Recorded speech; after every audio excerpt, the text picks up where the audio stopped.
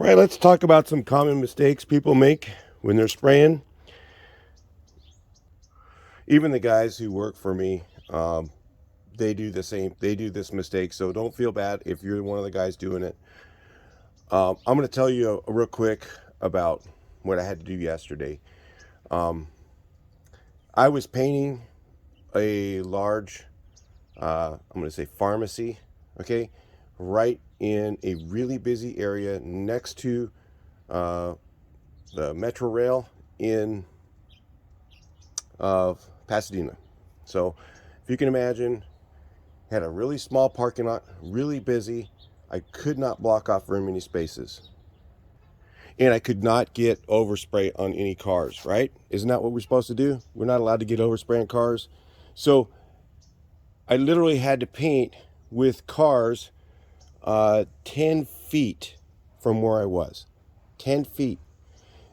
Is there any of you guys who could do that and not get anything and not cover those cars and not get anything on them? Okay, I did it yesterday. I did it for 2 days, and it was no problem. I was a bit worried because if something happened, like my spray gun stuck that I can't control, things like that, or you pull the trigger sometimes and your spray gun keeps spraying and you have to pull the trigger a few times and it stops because either the tip's getting worn out or you've got sometimes your filter gets a little bit of junk in it. I didn't have anything to strain the paint. I was doing a job for a friend of mine. He provided the materials. He just, just needed me to come out and help him. And so it was just something I did, as a favor. Of course, I made a little bit of money, but not what I normally make.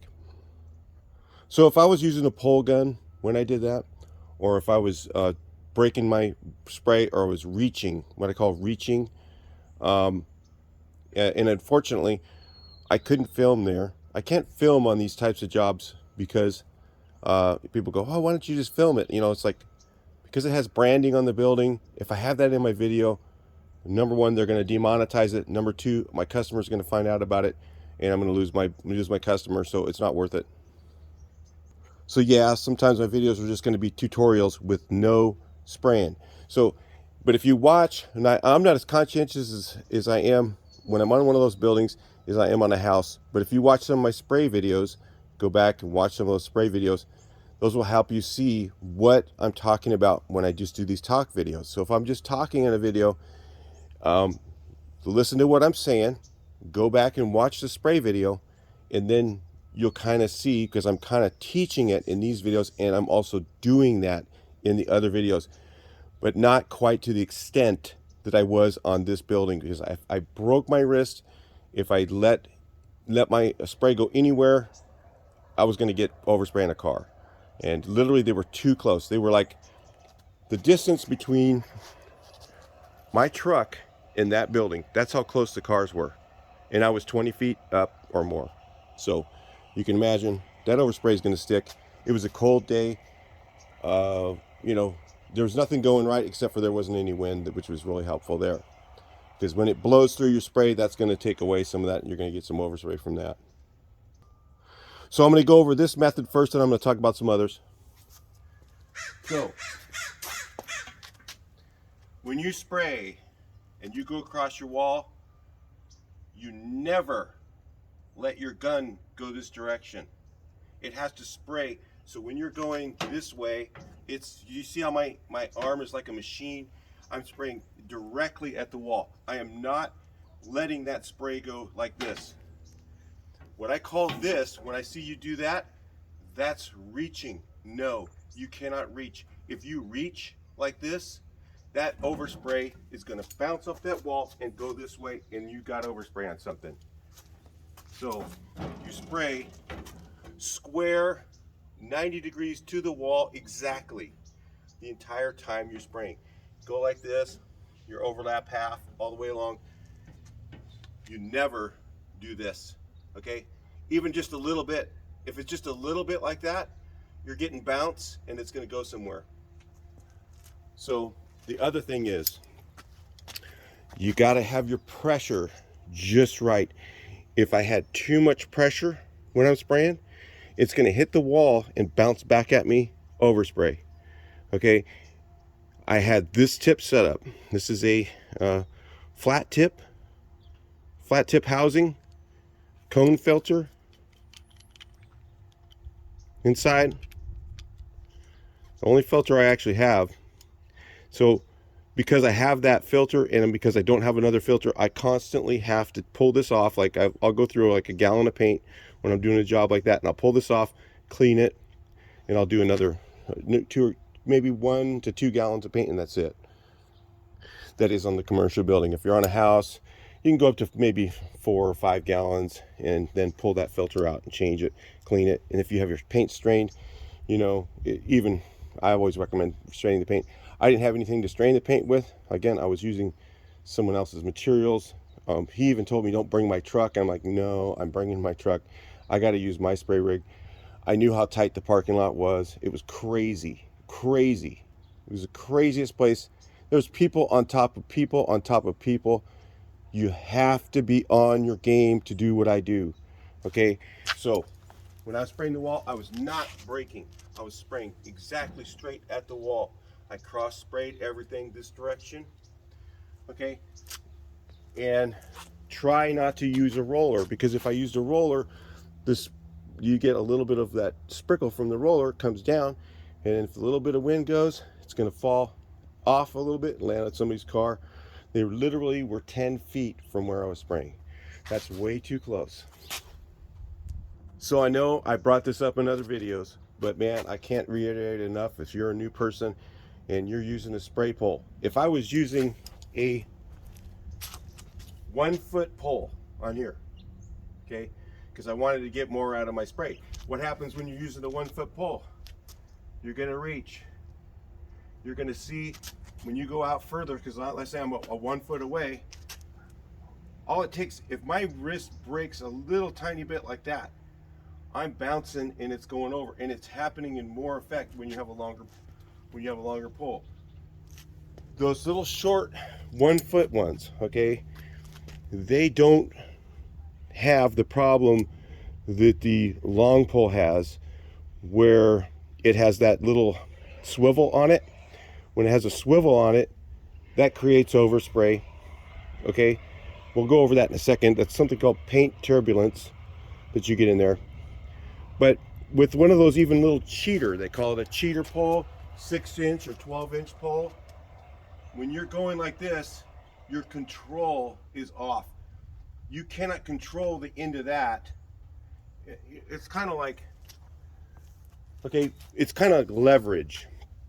When you have the gun right in your hand and you're spraying, okay, you got this gun right here, you have the most control. When you have a tip out this much further away, okay, you have less control. That little tiny bit of movement is going to you move here and it's like, this is 1/4 of an inch, right? Back and forth.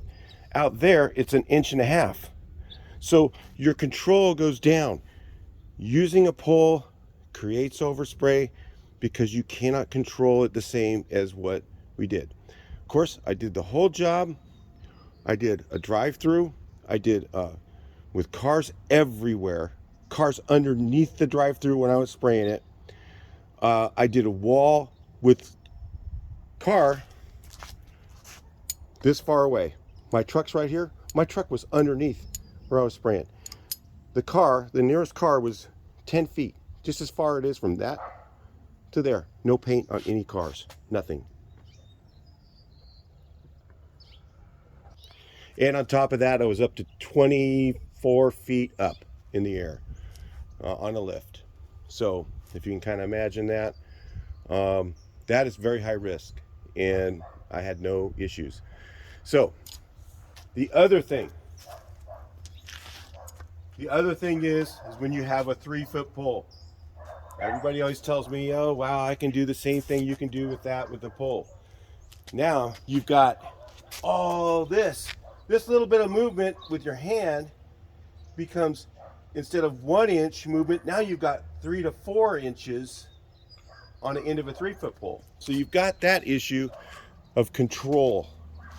Spraying without getting any overspray is directly at the wall all the time. Not like this, not like this, not like this. I've seen guys do this. That is absolutely going to get so much overspray. Never. That's whipping, going like that. No, don't do that. Spray straight at the wall, straight at the wall. No reaching like this, where you're reaching out to try and get a spot. No, can't do that. You got to spray straight at the wall, straight at the wall. Not like this, not like this, straight at it. The only time you go like this is when you get to the corner where you don't want to blow off those edges. So the other thing you don't want to do is when you approach a corner, so you're gonna, I'm teaching this stuff in these videos again. You go to the edge, you don't ever do this. You come to the edge and I turn and then I angle. See how my angle on my gun is? I'll turn this direction and not let my fan go over the edge of that. My fan will never go off that edge. If it goes off that edge, you're painting cars where I'm at.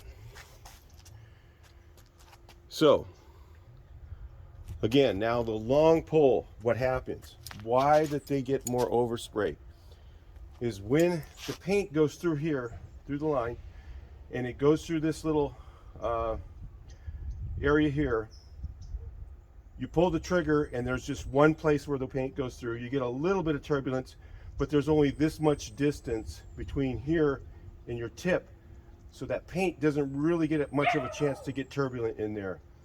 Now, you do get a little tiny bit of turbulence from having that filter in there, but that doesn't really cause an issue. When it goes from there and you pull that trigger and through that little area, and then it goes through that long pole, the paint goes through that pole and becomes turbulent.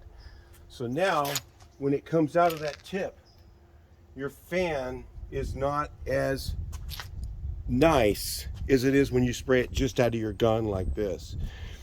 So you might think it is. You might say, oh, you know what, Mike? It is. It comes through that tip the same. I can tell you right now, when you spray, the edges of your fan are lighter off that pole gun. You may not notice it. You may think, oh, it's the same. It is not the same. If you were doing what I do, what I did yesterday with any spray pole, you'd have been buying wash and waxes, or you'd have had a detail guy in the parking lot fixing everybody's cars. It would have been a problem. Okay, I was really right over cars, and I didn't get anything on anybody's car at all. So I know some of you guys who want to comment, tell me that I don't know what I'm doing. You know what? I can't film it, okay? But obviously, if I'm doing that stuff and I'm not getting overspray, I do know what I'm doing. There's something I know that maybe you don't. Because if you're doing it and you think you can't do that, you can. It can be done. I do it all the time. That's my job. That's how I make money. That's why I make more than most painters do. So anyway, I'll talk to you guys in the next video. I hope that you can get those tips. I'm trying to explain them. I know I've done this a few times in several videos, but you know what? As many times as I pound it into someone's head, sometimes they just don't get it. I was watching even my guys reaching. When we were painting the house the other day, reaching, I see that spray going out here and I see it going this way. Too far. You got to stay straight at that wall. Your gun has to be like a machine, straight at the wall, straight when you go this way, straight when you go that way, not like this, not like that at all. Any of that break, and you're buying paint, you're buying detail. Anyway, I'll talk to you guys in the next video. Was successful to get the job done. I had to do a lot of color match issues. When I got there, he goes, oh yeah, I got a good match, and I put it on the wall. I'm like, nope. So I had to rematch all the colors, patch the walls, paint the walls, get rid of some ghosting from the old letters, all kinds of crazy stuff. And we did that without wiping out anybody's stuff. So anyway, I'll talk to you next video. Please like, share, and subscribe.